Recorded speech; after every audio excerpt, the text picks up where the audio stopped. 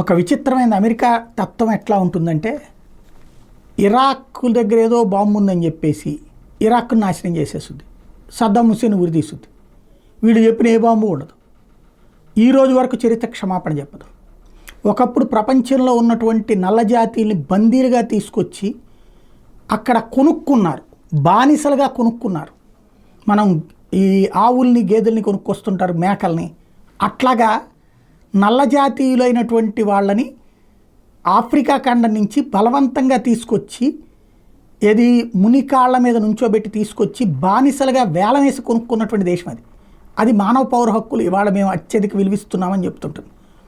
But Russia మీద action అంటే, రష్యాలో వ్యాపారం చేసేవాడి ఆస్తులు సీజ్ చేసేస్తుంది. ఆఫ్ఘనిస్తాన్కి సంబంధించి తాలిబాన్లకు ఇదే సహకరిస్తుంది. ఆ తర్వాత తాలిబాన్లకు సహకరించిన వాళ్ళు అంటూ కొంతమంది ఆస్తులు ఇదే సీజ్ చేసేస్తుంది. ఇప్పుడు అట్లాగే వెనిజులా మీద పగబట్టినట్టుంది.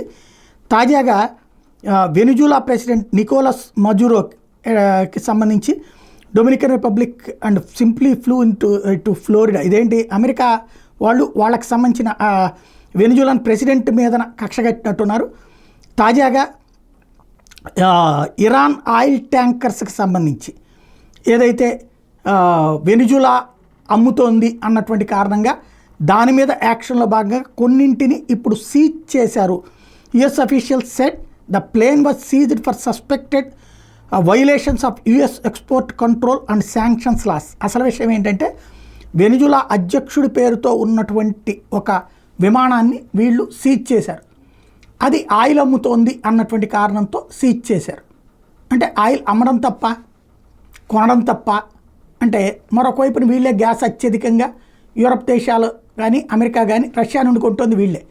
కాకపోతే ముఖ్యం ఎక్కడ ఉందంటే, చుట్టూ చూపించినట్టుగా వీళ్ళు వేరే వాళ్ళ దగ్గర నుంచి కొంటారు. ఇప్పుడు ఫర్ ఎగ్జాంపుల్ చైనా దగ్గర నుంచి కొంటారు, లేకపోతే ఇండియా దగ్గర నుంచి కొంటారు, ఇక్కడ ఉన్న ప్రైవేట్ కంపెనీల నుంచి కొంటారు. డైరెక్ట్గా రష్యా దగ్గర నుంచి కొనుక్కోవడానికి ఒప్పుకోరు.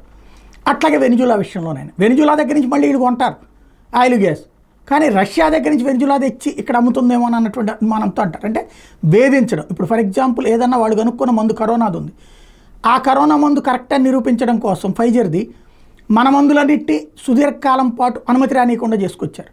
చివరికి మనం గట్టిగా అమలు చేస్తున్నామని చెప్పాక అప్పుడు సచ్చినట్టు అనుమతి ఇచ్చి ఇది సర్టిఫికెట్ చెల్లదని చెప్పి రద్దు చేశారు చాలా రోజుల పాటు. అంటే ప్రపంచాన్ని గుప్పెట పెట్టి శాసించాలనేటటువంటి ధోరణి అమెరికా దగ్గర వేయడం.